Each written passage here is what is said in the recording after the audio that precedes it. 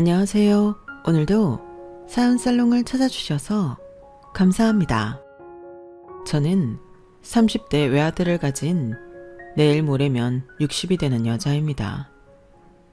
원래 사람 일은 한치 앞을 모른다는 게 인생사라는 건 누구나 다 아는 사실이고, 저도 이제 앞으로 살아갈 날보다 살아온 날이 많다고 할 수 있는 나이다 보니 그런 일을 한두 번 겪는 건 아니지만, 그럼에도 여전히 예상치 못한 일들은 저를 당황스럽고 덤덤하게 넘어가지 못하게 만드네요.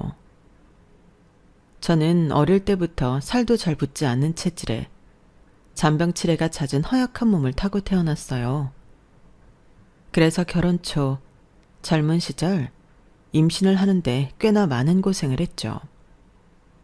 지금이야 시간이 많이 흘러서 아무렇지 않게 이야기할 수 있지만, 저는 지금의 아들을 낳기 전까지 총 3번 아이를 낳는 뼈아픈 경험을 했어요. 첫 아이는 첫 아이라서 정신적인 충격이 너무 컸고, 두 번째 아이는 불행이 반복되는 느낌이라 충격이 커서 한동안 헤어나오기가 힘들었어요. 아이가 우리 부부에게 와주지 않는 건 허약한 몸을 가진 제 탓이라고밖에 생각이 안 들었고, 남편은 상처받은 저를 위로해 주느라 남들에게는 달콤한 신혼이라고 불릴 수 있는 기간들이 죄책감과 악몽으로 지나갔어요. 그러다 다 잊고 남편과 둘이서 살아도 행복하겠다 마음을 추스리면서 일상생활을 하던 도중 다시 아이가 생겼어요. 그래 3-4번이라고 이번 아이는 절대 잃지 않겠다고 다짐하며 최대한 몸을 사리고 외출도 자제해가면서 열심히 몸조리했는데, 3번째 아이마저 임신 막달에 유산이 되었어요. 이번에야말로 정말 신이 내려준 아이라고 생각하면서 불필요한 외출까지 줄여가며 몸을 관리했는데, 조금만 버텼으면 태어났을 아이의 심장이 갑자기 뛰지 않는다는 소리를 들었을 땐 제 심장까지 그대로 멈춰버리는 것 같더라고요. 3번째 아이는 유산이 아니라 뱃속에서 갑자기 심장이 멈춘 거라. 정말 끔찍한 고통 속에 죽은 아이를 낳아야 했어요. 그때의 기억은 정말 지금의 아들을 낳기 전까지 거의 매일 저를 따라다녀서 아이를 갖고 싶은 마음마저 꺾이게 되었죠. 다시는 떠올리고 싶지 않을 만큼 충격적이고 끔찍한 기억에 시달리게 되면서 저는 더 이상은 이런 일을 겪고 싶지 않아서 피임까지 시작했어요. 누군가는 뭐 그렇게까지 했나 싶을 수 있지만, 그때 저는 아이를 낳고 행복하게 키우며 사는 삶이 제 것이 아니라는 생각이 들었고, 다른 건강한 엄마의 몸이었다면 진작에 태어나고도 남았을 아이들이 제 허약한 몸 때문에 자꾸만 세상 빛도 못 보고 죽어나간다고 생각하니 차라리 피임을 해서라도 아이가 생기는 걸 막아야겠다는 생각까지 들더라고요. 여보, 이렇게까지는 하지 말자. 그래도 혹시 모르잖아. 건강한 아이가 찾아와 줄지. 아니야 여보. 나 더 이상은 아이를 낳고 싶지 않아. 이런 상태에서 아이를 낳아봤자 세상 빛도 못 본 아이들한테 미안해서 자꾸 생각날 것 같아. 그냥 이제 아이 낳는 건 포기할래. 혹시 당신도 아이가 너무 갖고 싶었던 거라면 이혼해 줄게. 내 몸 상태 때문에 당신 미래까지 바꾸고 싶진 않아. 그때 저는 아이들이 제 몸에서 죽어나갔다는 죄책감에 정말 제정신이 아니었던 것 같아요. 지금 생각해보면 그 말도 남편에겐 큰 상처가 됐을 텐데, 그런 말을 정말 아무렇지도 않게 했던 걸 보면 말이에요. 사실 힘든 건 저뿐만이 아니었을 텐데, 당시 저는 몸과 마음이 너무 지쳐 있어 남편까지 헤아릴 시간이 없었던 것 같아요. 아이를 3번이나 유산하고 나니 제 스스로에 대한 자책감에 혐오감까지 고개를 들더라고요. 3번째 아이는 출산을 앞두고 원인도 모른 채 눈을 감은 거라 정말 제정신으로 살 수가 없었어요. 다 저 때문인 것 같았고, 남편도 제가 아니라 다른 건강한 여자를 만났다면 이런 일을 겪지 않아도 됐을 텐데, 그러한 생각에 사로잡혀서 미쳐버리기 일보 직전이었던 거죠. 그래도 남편은 정말 고맙게도 그렇게 엉망이 된 저를 잘 다독여주고 이해해줬어요. 여보, 난 아이가 갖고 싶긴 했지만 그건 다 당신이 내 아내일 때의 이야기야. 나는 나랑 당신 사이에 아이를 보고 싶고 그 아이를 키우고 싶은 거지. 아이 때문에 당신이랑 헤어져야 한다면 아이는 안 가져도 좋아. 애초에 당신이 좋아서 결혼한 걸. 둘 사이에 건강한 아이가 태어나 준다면야 너무 행복하겠지만 나랑 당신 사이에 아이가 허락되지 않는다면 어쩔 수 없는 거지. 그것 때문에 당신이랑 헤어질 생각은 절대 없어. 그러니까 이혼해 준다더니 그런 이상한 소리 하지 마. 나는 그냥 당신이 원하는 대로 할 테니까. 여보, 내가 정말 미안해. 나도 정신 차리고 살고 싶은데 그러기가 너무 힘들어. 당분간은 아이가 생긴다 해도 내가 지켜낼 자신이 없을 것 같아. 솔직히 이번에는 아기를 만날 수 있을 줄 알았는데 그 꿈마저 좌절되니까 그냥 이게 내 운명이 아닌 것 같고 이제 포기하라는 계시인 것만 같아. 그래, 다 무슨 말인지 나도 당연히 이해하지. 당신 하고 싶은 대로 하자. 나중에 낳더라도 당신이 진심으로 원할 때 다시 갖자. 우선은 당신 몸이나 마음 건강부터 회복하는 게 먼저야. 건강해야 나중에 아이를 낳던 말던 다시 생각이라도 해보지. 안 그래? 맞아. 이해해줘서 고마워 여보. 계속해서 꺾이는 희망에 본인도 힘들고 지쳤을 텐데 남편은 그런 상황에서도 저를 가장 먼저 신경 써줬어요. 솔직히 말하면 저는 제가 너무 힘들다 보니 남편이 어떤 심정일지에 대해서는 헤아려 주기가 힘들었거든요. 말로는 고맙다고 했지만 사실 형식적인 인사였고 마음속으로는 남편은 아이를 유산하거나 직접 몸으로 잃어본 게 아니니 절대 제 심정을 이해하지 못할 거라고만 생각했어요. 저는 아직도 옆 분만실에서 터져나오는 아기 울음소리와는 달리 아기가 나오는 순간의 그 정적과 공기를 잊을 수가 없었거든요. 그때 받은 상처와 아픔은 여태 살아오면서 받은 어떤 상처와도 비교할 수 없었고 컨디션이 조금이라도 안 좋은 날엔 그 꿈을 꿨기 때문에 도저히 제정신으로 살 수가 없었던 것 같아요. 마음이 힘드니 남편에게 짜증도 늘었고 아마 남편도 그런 저에게 많이 지쳤을 거란 생각이 들어요. 남편과 관계를 가질 때도 병적으로 피임에 집착을 했고 약까지 챙겨 먹었어요. 여보, 피임약까지는 안 먹으면 안 돼? 그게 몸에 좋은 것도 아니고 임신이 그렇게 쉽게 되는 것도 아닌 거 알잖아. 제가 피임에 혈안이 되어 있는 모습을 볼 때마다 남편은 상처받은 얼굴을 했어요. 저도 남편에게 상처를 주고 싶진 않았지만 악몽 같은 3번의 유산을 겪고 나니 임신이라면 지긋지긋하더라고요. 혹여나 또 임신이 되었다가 유산이 된다면 더 이상은 제정신으로 못 살아갈 것 같다는 생각을 했어요. 그래서 남편에게 미안하지만 자식은 낳지 않는 걸로 하고 병적으로 피임을 했죠. 그런데 참 세상 사는 일이 우스워요. 그렇게 열심히 피임을 했는데 한번 피임약을 깜빡 안 챙기고 남편과 휴가차 여행을 간 적이 있었어요. 여행하느라 즐거운 와중에 약국에 들리고 할 정신이 없어서 설마 이거 가지고 되겠어 라는 생각으로 약막 생략한 채로 피임을 했어요. 그런데 정말 이게 무슨 운명의 장난인지 여행을 다녀와서 한동안 몸 상태가 쎄해서 테스트기를 해보니 2줄이 뜨더라고요. 아, 세상에. 2줄이 뜬 테스트기가 그렇게 반갑지 않았던 건 그때가 처음이었던 것 같아요. 또다시 아이를 잃을까봐 전전긍긍하며 생활하고 싶지도 않았고 그냥 포기하는 심정이 되더라고요. 여보, 나 임신했어. 어? 그게 무슨 소리야? 우리 다 피임했잖아. 내 말이 그 말이야. 생길 애들은 어떻게든 생긴다더니 그게 정말인가 봐. 그런 거면 축복 아니야? 한 번만 더 믿고 우리가 잘해보면 되지 않을까? 그동안은 우리가 못해서 아이들이 떠났어? 아니잖아. 그런 식으로 생각하면 우리한테 다 상처로 돌아와. 당신한테는 너무 미안하지만 나 이번엔 전처럼 전전긍긍하면서 조심할 생각이 없어. 그럴 자신도 없고.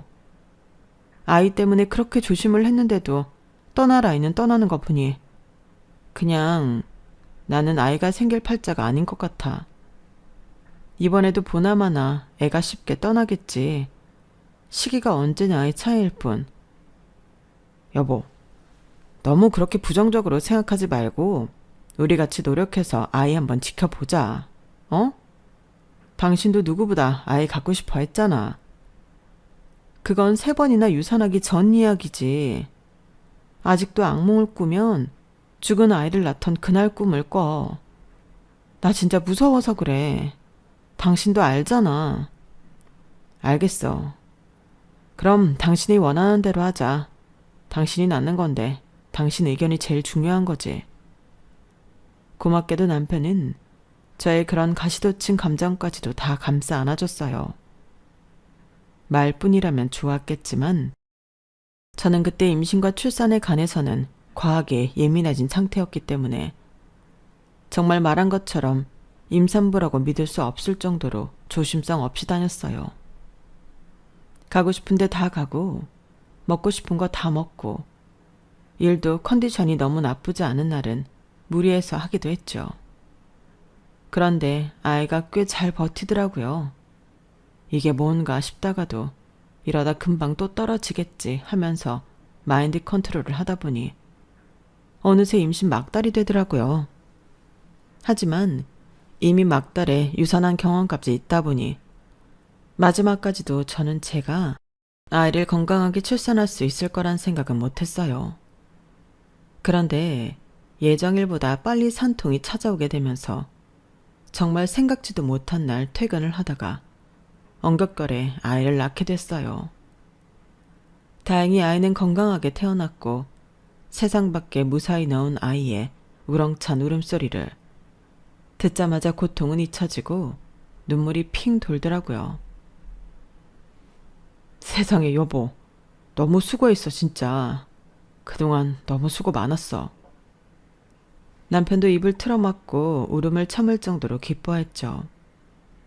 그렇게 낳은 저희의 자식은 아들이었어요.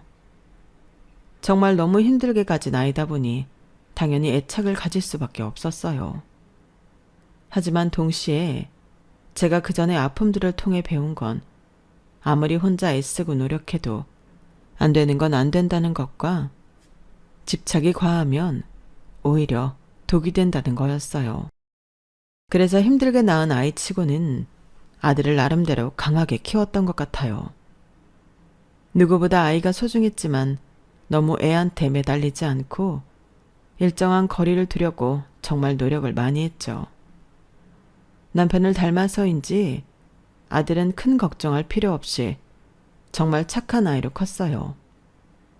그럭저럭 성실하고 자기 할 일도 알아서 척척하는 성향이라 어릴 때부터 딱히 삐딱하게 굴지 않았고 사춘기도 오긴 왔었지만 내버려 두니 금방 지나가더군요. 아들 있는 엄마들은 육아 난이도가 세다고 하는데 크게 공감은 안 되었을 정도로 아들은 순했어요. 남편과 둘이 사는 인생도 나쁘진 않았겠지만 막상 아들을 낳고 보니 아이 없이 어떻게 살았을까 싶을 정도로 행복하고 단란한 생활을 했네요. 제가 계속 아이와 거리를 두려고 노력해서인지 별로 부딪힐 일도 없었고 그만큼 아들도 본인이 존중받는다고 생각했는지 저희에게 큰 불만 없이 늘 감사해 했어요. 그러던 어느 날이었어요. 엄마, 저 결혼하고 싶은 사람이 있어요. 결혼하고 싶은 사람? 누군데? 미처 예상치 못한 아들의 갑작스러운 발언에 깜짝 놀랐어요. 간간히 연애를 하고 있다는 걸 알았지만 아들의 입에서 결혼이라는 단어가 나오고 나서야 아들이 벌써 그런 나이가 됐다는 게 실감이 됐거든요. 지금 만나고 있는 여자친구요. 만난 지 1년 좀 넘었어요. 그래? 네가 결혼하고 싶은 여자라고 하니 궁금하네. 한번 인사시켜줘. 네 마음에 들었다니 엄마도 좋긴 하다만 그래도 어떤 사람인지 한번은 봐야지. 네, 그럼 약속 잡아볼게요. 그렇게 처음 만나게 된 예비 며느리는 아들보다 4살이 많은 사람이었어요. 제가 옛날 사람이라 그런지 솔직히 아들이 본인보다 좀 어린 여자를 만나길 내심 바랬었나 봐요. 아들보다 4살이 많다는 얘기를 듣자 저도 모르게 실망스럽더라고요. 티를 내지 않으려고 노력은 했지만 짧은 순간적으로 반응이 튀어나간 모양이었어요. 그 반응을 캐치했는지 예비 며느리가 갑자기 울상을 짓더라고요. 어머님, 제가 민성이보다 나이가 많아서 마음에 안 드세요? 어? 아니, 그런 게 아니라 만나기 전까지는 알려준 게 없어서 동갑이거나 연하이겠거니 생각했거든. 만나보니 워낙 어려 보이기도 하고 해서 미처 생각도 못해서 놀랐던 거지. 마음에 안 드는 건 아니다. 요즘은 연상 연하 커플도 흔하니까 4살 차이가 뭐 대수라고. 너희 둘이 좋으면 됐다. 그쵸 어머님. 듣던 대로 너무 좋은 분이세요. 제가 정말 잘할게요. 그래, 너희 둘이 싸우지 않고 사이좋게 잘 살면 그게 나한테 잘하는 거지. 다른 건 필요 없으니 행복하기만 살렴. 아들은 태어날 때부터 저희 부부가 애지중지할 수밖에 없을 만큼 힘들게 태어났고 살면서도 크게 속썩이는 일 없이 컸기 때문에 한때 아이 없이 살아갈 각오까지 했었던 저희 부부에게는 정말 큰 축복이었어요. 그래서 아들이 좋다고 데려온 여자가 저나 남편 성에 차진 않았지만 어찌 보면 그게 당연한 일일 것 같더라고요. 며느리 될 아이는 나이도 아들보다 4살이나 많았고 직업도 아들네 회사 계약직으로 들어온 사람이었고 집안 형편도 좋지 않은 듯한 데다 화목한 가정도 아닌 듯 했어요. 다른 건 다 그렇다 쳐도 저희 가족이 워낙 화목하게 지냈어서 가정이 화목하지 않다는 건 좀 마음에 걸렸는데 그것도 생각해보면 본인이 원해서 그렇게 된 것도 아니고 선택할 수 없는 부분이니 그걸 걸고 넘어지면 며느리도 며느리 나름대로 억울할 것 같더라고요. 정말 어머님 아버님이랑 민성 씨는 같이 있으면 너무 편안하고 행복해 보이네요. 저도 이런 가족을 갖길 원했어요. 너무 좋아요. 해맑게 웃으면서 그런 말을 하는 며느리를 보면 제 아들이 한없이 아깝다가도 금세 마음이 여려져서 안타까운 마음이 들더라고요. 무엇보다 아들이 좋다는데 이런저런 핑계를 대가며 다른 여자를 찾아보라 하기도 힘들더라고요. 세상에 완벽하게 마음에 드는 며느리는 없으니 이만하면 됐다고 스스로 체면을 걸며 어영부영 며느리를 우리 집 식구로 받아들일 준비를 하고 있었는데 한 가지 찜찜한 점이 있었어요. 부모님 2분이 예전부터 사이가 좋지 않아 별거하고 있다고 얘기는 들었지만 상견례 자리에서 본 2분의 관계가 정상적으로 사이가 나쁜 부부의 모습이 아닌 것 같더라고요. 저희 부부보다 사돈 쪽이 좀 더 먼저 도착해서 예약한 룸에 들어가 계신다고 하길래 서둘러서 상견례 장소에 갔어요. 그런데 룸을 열기 전 안쪽에서 약간 소란스러운 말다툼 소리가 들려오더라고요. 자세히 들어보니 사돈댁 부부의 소리인 것 같았어요. 아들도 살짝 당황한 눈치로 문을 열지 못하고 셋이서 문 앞에서 한참 서 있었어요. 말소리는 잘 들리지 않았지만 남편 쪽에서 아내에게 뭐라고 하는 것 같더라고요. 한참 있다가 말다툼 소리가 잦아들고 나서야 아들이 노크를 했고 저희가 들어가니 그제서야 환하게 웃는 신용을 하시더군요. 들어가면서 사돈댁 표정을 봤는데 너무 어두워 보여서 마음이 좀 그랬어요. 두 분 사이가 안 좋다는 건 알고 만난 건데도 막상 제가 그걸 보고 겪으니 마음이 너무 불편하더라고요. 게다가 아까의 싸움 때문인지 함께 식사하는 내내 어두운 얼굴인데 애써 밝은 척 하시려는 게 다 느껴져서 신경이 쓰였어요.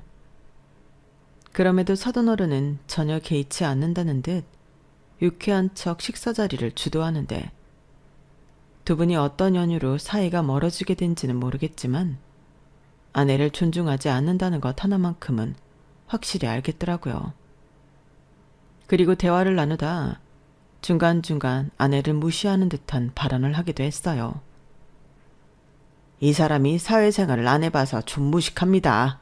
아, 이해들 좀 해주세요. 여자들은 돈 벌어다 주면 고마운 줄 알고 집에서 내조나 열심히 하면 되는데 그것조차 못하면 참 같이 살아가는 입장에서 곤란하죠. 제가 30년 넘게 결혼 생각하면서 느낀 점이 딱 그거예요. 그런 점에서 우리 딸은 어릴 때부터 아주 제가 교육을 확실히 시켜놨습니다. 그러니까 걱정하지 마세요. 은근히 아내를 깎아내리는 듯한 발언들을 정말 많이 하더라고요. 같은 아내 입장으로서 굉장히 불쾌한 발언일 뿐더러 자기 딸까지 그렇게 키웠다는 말에 순식간에 예비 며느리가 안타깝게 느껴졌어요. 늘 자신감 없어 보이는 태도가 저런 부모 밑에서 커서 그랬나 싶더라고요. 사돈댁도 계속해서 그런 말이 이어지는데도 가만히 앉아서 듣기만 하고 억지 웃음을 몇 번 지는 게 전부였어요. 불편하고 어색한 상견례 자리가 끝나고 집으로 돌아오는데 저희 가족은 다 같은 걸 느꼈는지 차 안이 무거운 침묵으로 가득했어요. 남편이 먼저 아들한테 이야기를 꺼내더라고요. 꼭 저런 집안에 장가를 가야겠니? 끝자락이긴 해도 아직 넌 20대고 다른 좋은 여자들을 더 많이 만나보고 결혼해도 될 것 같은데 저도 누나한테 가끔 들어서 집 분위기가 좋지 않은 건 알고 있었는데 이런 분위기일 줄은 몰랐네요. 그래도 어떻게 이제 와서 결혼을 물러요? 저랑 결혼한다고 이제는 좀 행복하게 살 수 있겠다고 좋아하던 사람인데 부모님 사이까지는 자식이 어떻게 할 수 없는 부분인데 그것 때문에 사랑하는 사람이랑 결혼도 못한다고 생각하면 너무 억울하잖아요. 그렇긴 한데 괜히 저런 집안이랑 엮여서 좋을 게 없어 보여서 그래. 사돈댁 한마디도 제대로 못하고 주눅 들어있는 거 보지 않았니? 장인 될 사람이 기가 너무 세서 괜히 너한테까지 피해 입힐까 봐 걱정이다. 저도 그 부분은 걱정 많이 했었는데 인사드리러 갔을 땐 저한테 정말 잘해주셨어요. 엄마 아빠도 보셨잖아요. 저 치켜 세워주시고 예뻐하시는 거. 너무 걱정하지 마세요. 그야 그렇지만 저도 한마디 거들려다 관뒀어요. 아들 눈이 너무 슬퍼 보였거든요. 겪어보진 않았지만 그 심정이 뭔지 알 것도 같아서 더 이상은 아들을 설득하기가 힘들더라고요. 저는 그저 저런 분위기에서 자란 사람이라 아들에게 영향을 미칠까봐 그게 걱정이 됐던 건데 오래 만나도 아들이 더 오래 만나봤으니 스스로 무례한 판단은 안 했을 거라고 막연히 믿어보기로 했죠. 솔직히 말해서 아들이 누굴 데려왔어도 제 성에 차진 않았을 테니 본인이 좋다고 하는 사람이랑 결혼시키는 게 그나마 아들을 위한 길이라고 느껴졌거든요. 그 이후로 마음은 찜찜했지만 결혼 준비는 별다른 트러블 없이 순조롭게 진행됐어요. 상견례 이후로는 이렇다 할 큰 문제가 없어서 막상 결혼식 날이 되니 걱정했던 마음은 날아가고 마냥 감동적이기만 하더라고요. 화사한 며느리 모습도 보기 좋았고 그날만큼은 사돈네도 기분이 좋아 보였어요. 그렇게 수많은 사람들의 축하 끝에 아들은 결혼을 했고 아들을 보내고 나니 집이 허전하긴 했지만 인생의 큰 숙제를 하나 끝낸 것 같은 기분이 들더라고요. 엄마, 저희 아이 생겼어요. 경사도 겹쳐서 올 땐 겹쳐서 온다더니 결혼한 지 3개월쯤 됐을 때 아들이 좋은 소식을 가져다 주더라고요. 요즘 젊은 사람들은 둘만 보내는 신혼기간도 중요하게 여겨서 결혼하고 1년 정도는 피임하면서 지낸다고 알고 있었는데 저희 아들 부부는 그런 욕심은 딱히 없었는지 바로 임신 소식을 가져다 주더라고요. 솔직히 할머니 된 입장에서는 너무 반가운 소식이었기에 마음껏 기뻐할 수 있었지만 한편으로는 너무 바로 아이를 가진 거 아닌가 걱정도 들더라고요. 세상에 너무 축하한다 우리 아들. 그런데 생각보다 너무 빨리 생긴 건 아니니? 둘은 신혼 안 보내도 괜찮아? 여행도 잘 다녀왔는데요 뭐. 솔직히 전 조금 아쉽기는 한데 아내가 너무 기뻐해서요. 나이 때문에 임신이 바로 안 될까봐 맨날 힘들어 했었거든요. 조금이라도 어릴 때 빨리 낳아야 나중에 고생을 안 한다나요? 하긴 그렇다. 1살이라도 젊을 때 낳아야 몸 회복도 빠르고 고생도 덜하지. 잘 생각했네. 옆에서 잘 챙겨줘라. 임신했을 때 남편이 잘해줘야 평생 원망 안 듣고 사이 좋게 지낸다? 당연하죠. 걱정하지 마세요, 엄마. 괜한 걱정이 들어 잔소리를 하긴 했지만 아들이 워낙 다정다감한 성격에 세심한 스타일이라 큰 걱정은 없었어요. 아들이라면 자기 아내 서운하게 할 일은 없을 거라고 생각을 했죠. 워낙에 가정에 애착도 있고 책임감도 넘쳤으니까요. 그런데 막상 아이를 가지고 나니 아들도 어쩔 수 없는 남자인지 임신한 아내에게 공감하지 못하는 모습들을 보이기 시작하더라고요. 원래는 만날 때마다 애정이 뚝뚝 떨어지는 눈으로 서로를 보던 아이들이 언젠가부터 알게 모르게 냉담하다는 게 느껴졌어요. 솔직히 아들 부부 사이에 대해서는 모르는 척하는 게 미덕이라고 생각은 했지만 임신도 한마당에 저러니 마음이 쓰이더라고요. 며느라, 요즘 컨디션은 좀 어떠니? 어머님, 보시다시피 막 좋지는 않아요. 아무래도 홀몸이 아니라서 그런가 봐요. 그래. 배도 불러오기 시작했는데 힘들 때지. 상우는 잘해주지? 저야 아들이 잘해줄 거라고 믿었지만 아내 입장에서는 어떨지 모르니 혹시나 싶어 던진 질문이었어요. 그런데 며느리 눈빛이 경계하듯 확 바뀌더라고요. 어머님, 무슨 의도로 그런 걸 물어보세요? 제가 솔직하게 말씀드리는 걸 원하세요? 갑자기 공격적인 태도로 물어서 솔직히 저도 좀 당황을 했어요. 그렇지. 너희 상태가 나한테도 중요한 거잖니? 아니, TV에 보면 꼭 물어봐 놓고 그걸로 꼬투리 잡아서 며느리 혼내는 시어머니들 계시더라고요. 그런 집이 한둘이 아니어서 시댁 가서는 무슨 말이든 조심하라는 분위기고요. 어머님은 안 그러시겠죠? 어디서 뭘 보고 온 건지는 몰라도 그냥 아들이 잘해주는지 물어봤을 뿐인데 그렇게 나를 세우며 이야기하니 저도 살짝 속이 상하더라고요. 그럼 며느리가 임신을 했는데 아들이 잘해주는지 어쩐지 물어보지도 않아? 이건 시어머니로서가 아니라 같은 여자로서 임신하면 얼마나 힘든지 아는데 남편이 잘해주고 있나 걱정이 들어서 물은 거다. 요즘 시댁 나쁘게만 말하는 방송이 많긴 하고 그게 다 우리 때 비일비재했던 일이긴 하지만 너 때는 좀 다르지 않겠니? 나도 괜히 니네가 잘 사는데 트집 잡아서 며느리 괴롭힐 생각은 조금도 없다. 저도 사람인지라 필요 이상의 경계를 받으니 억울하고 살짝 화도 나서 언성이 높아지더라고요. 가만히 제 반응을 살피는 것 같던 며느리가 그제서야 안심하는 척 가슴을 쓸어내렸어요. 그렇다면 정말 다행이에요. 저 사실 결혼하면서 시댁 걱정을 많이 했거든요. 남편 말로는 어머님께서 남편 낳으시는데 고생을 많이 하셔서 더 애틋하시다고.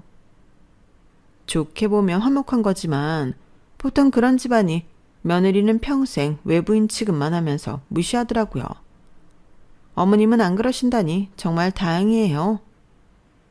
그래, 나도 쓸데없이 며느리 갈구면서 자식들이랑 사이 벌어지고 싶진 않아. 하나뿐인 자식 둘이 잘 살았으면 됐지. 내가 괜히 끼어들어서 감너라 배너라 하면 좋았던 사이도 망가진다. 난 그럴 생각 없으니 마음 놓고 얘기해도 된다. 혹시 아들이 잘못하고 있으면 오히려 아들한테 한 소리 하려고 물어본 거야. 어머, 정말요, 어머님? 그럼 저야 너무 감사하죠.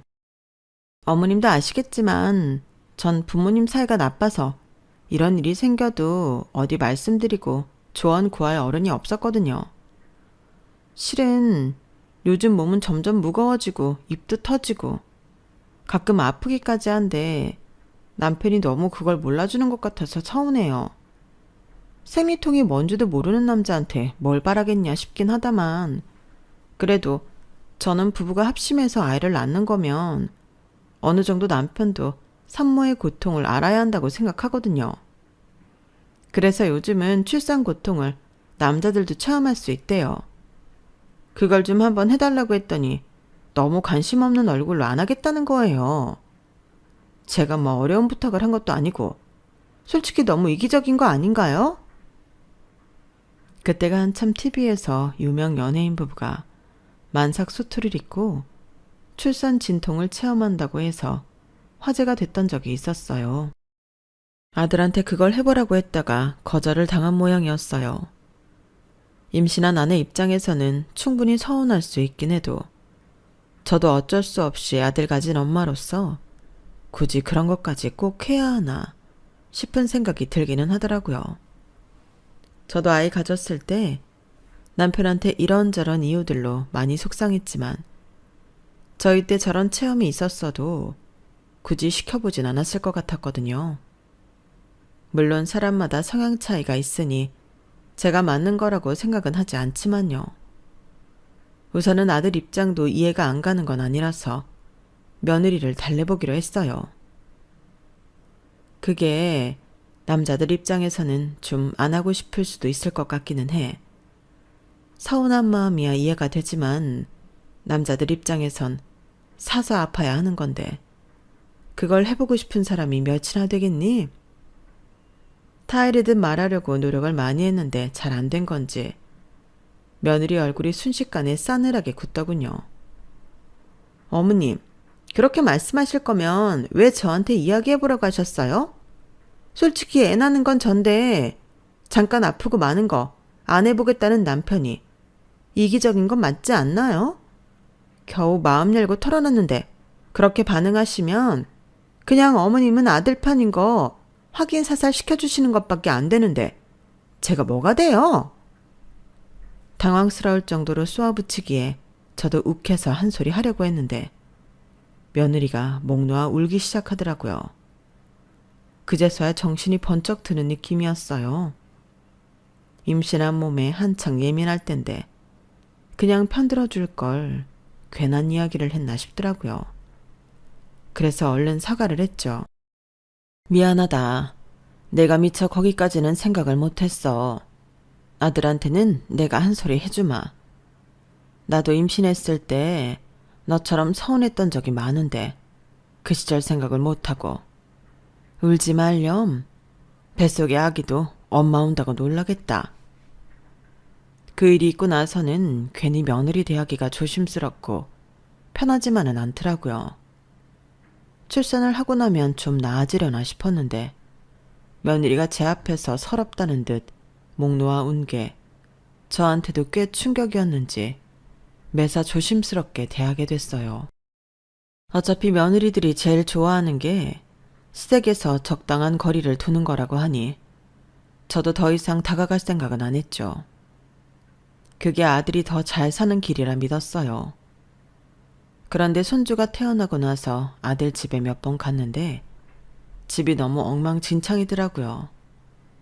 저는 처음에는 아들만 불러다가 뭐라고 했어요. 며느리는 독박 육아한다고 다니던 직장도 포기하고 아이만 돌보고 있으니 오직 답답하고 정신이 없으면 저럴까 싶어서요. 너는 좀 이럴 때 남편이 알아서 집 좀 치워주고 하면 어디가 덧나니? 너도 퇴근하고 집 오면 힘든 건 알겠지만 하루 종일 말도 안 통하는 애기랑 집에 있는 것보단 밖에 나가서 일하는 게 오히려 나아. 그러니 아내 고마운 줄 알고 집 같은 건 시간 있을 때 좀 치워주고 그래. 아, 진짜. 저도 노력하고 있다고요. 엄마는 아무것도 모르면서. 제 입장에선 염려스러워서 한 말이었지만 아들에게는 듣기 싫은 소리였을 뿐인지 갑자기 소리를 획 지르더군요. 아들을 키우면서 본체 선청이 순했던지라 언성 한번 높이는 걸 들어본 적이 없던 앤데 특히나 다 커서 그렇게 소리 지르는 건 처음이라 저도 심장이 철렁했어요. 너는 왜 소리를 지르고 그래? 엄마가 못할 소리라도 했어? 그게 아니라 나도 노력하고 있다고요. 남편들이 하는 노력이랑 아내한테 와닿는 건 다를 수 있어서 하는 소리야. 눈에 보이는 것만이라도 도와주면 얼마나 고마운데. 다 치웠다고요, 엄마. 제가 언제 집 한번 어지르는 거 본 적 있으세요? 맨날 퇴근하고 와서 집 치워도 어질러져 있는데 저보고 뭘 어쩌라고요? 처음에는 아들이 제게 불만이 있어 투정 부리는 걸로만 생각을 했어요. 그래서 그날은 저도 감정이 상해 아들과 크게 싸웠죠. 그런데 한참 뒤에 아들이 먼저 연락이 오더라고요. 그날은 죄송했어요, 엄마. 저도 요즘 정신적으로 힘들어서. 사실은 아내가 자꾸만 택배를 시켜요. 처음에는 밖에 못 나가니까 답답하고 스트레스 풀려고 쇼핑을 하는 것 같아서 내버려 뒀는데 점점 심해져요. 맨날 집에는 뜯지도 않은 택배 박스만 한가득이고 아무리 치워도 물건이 많아서 집에 둘 곳도 없고 그것도 엄마 온다고 힘들어서 열심히 치워놓은 건데 엄마 눈에는 물건들 쌓아놓은 걸로 보여서 잔소리한 것 같아서 순간 좀 화가 났던 것 같아요. 뭐? 그럼 택배를 그만 시키게 하던가 정리를 시키던가 이야기를 해보지. 왜 그걸 그러고 놔뒀어? 얘기해봤죠. 근데 저는 독박 육아를 안 해봐서 그 마음을 모른다는데 제가 거기서 더 어떻게 말을 하겠어요. 저요, 일하는 시간 빼고는 집에 바로 와서 아내 쉬게 하고 아이 보고 집안일 해요. 저 앉아서 일하는 동안 아내는 힘들었겠거니 싶어서 퇴근한 순간부터는 아내는 들어가서 쉬게끔 해요. 저도 힘들어 죽겠는데 아내는 뭐 하나 안 해주면 자기 마음 모른다면서 울고. 행복하게 살려고 결혼도 하고 애도 낳은 건데 솔직히 좀 힘들어요, 엄마. 그동안 묵묵한 척 제 앞에서는 행복했던 척 해왔던 아들이 담아두었던 감정을 쏟아놓자 마음이 너무 이상하더라고요. 그동안 내 자식이 이렇게 힘들게 살고 있는 줄도 모르고 며느리 편만 열심히 들었어요. 며느리 편을 들어주는 게 제 아들을 위한 길인 줄로만 알고요. 그런데 그게 딱히 그렇지도 않더라고요. 얘기를 들어보니 느낌이 딱 왔어요. 제 앞에서 목 놓아 울고 더 이상 제가 본인 영역에 침범하지 못하게 했듯 아들에게도 비슷한 방법을 썼을 거라는 걸요. 문득 상견례 때 봤던 사돈어른이 생각이 났는데 아들 부부의 모습이 사돈과 다를 바가 없다는 걸 문득 깨달았어요. 사돈댁을 은근히 깎아내리는 화법을 쓰며 무시하던 사돈과 그 앞에서 한마디 말도 못하던 사돈댁이요. 생각해보니 며느리도 그런 화법을 쓰고 있는 것 같았어요. 그렇게 생각하니 더 이상은 개입 안 하고 손 놓고 있기가 좀 그렇더라고요. 아무리 자식 부부 일에 관여하는 거 아니라지만 제가 아들한테 한 소리 한 데는 이유가 있었거든요. 정말 사진으로 찍어서 어디 보내보면 TV 프로에도 올라올 정도로 좁은 집에 물건이 쌓여 있고 아이 눕힐 공간만 겨우 있는 정도였어요. 손주도 면역력이 좋지도 않은 아기인데 아기 있는 집에서 그렇게 집 위생을 신경 쓰지 않는다는 게 정말 말도 안 되는 거였죠. 이러다 손주 건강도 잃고 내 아들 정신건강도 잃겠다 싶어 다시 며느리를 찾아갔어요. 분명 미리 말을 하고 갔음에도 며느리의 차림새를 보니 문득 알겠더군요. 저 또한 며느리한테 어느 정도 기들여져 있다는 사실을요. 아무리 애엄마고 정신이 없어도 시어머니가 온다는데 최소한의 예의는 갖추지 않나요?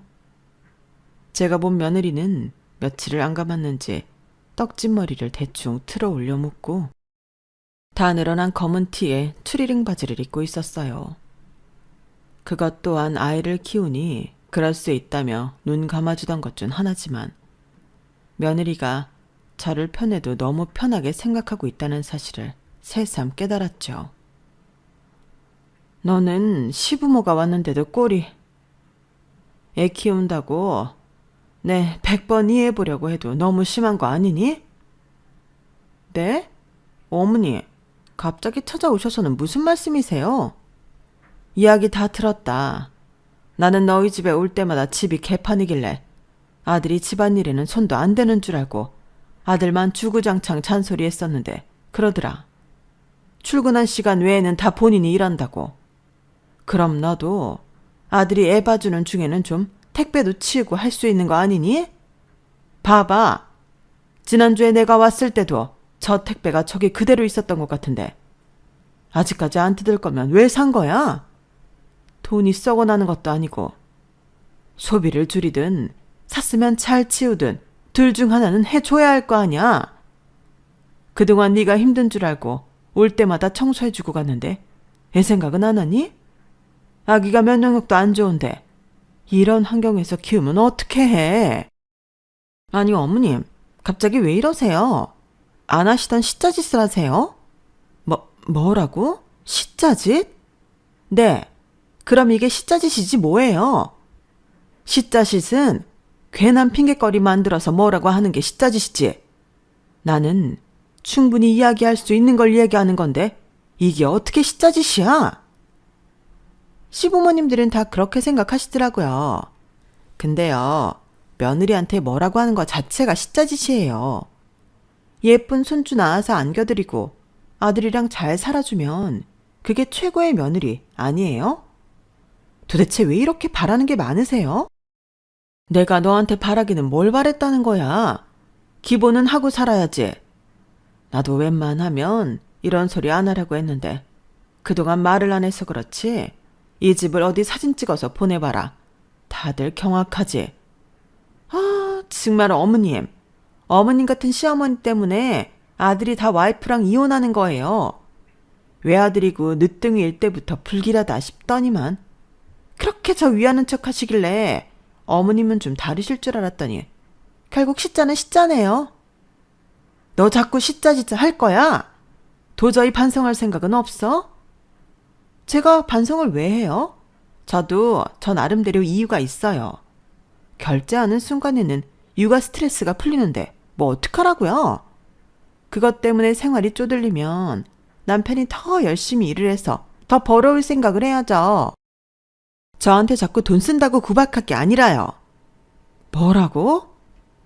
며느리와 오랜만에 언성 높여가며 대화를 하다 보니 한 가지 사실만은 분명히 알겠더라고요.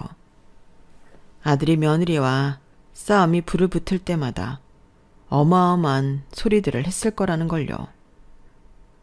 이런 식으로 아들 기를 죽여가며 집안은 개판으로 만들어 놓고 애를 키웠다고 생각하니 화가 울컥 올랐어요.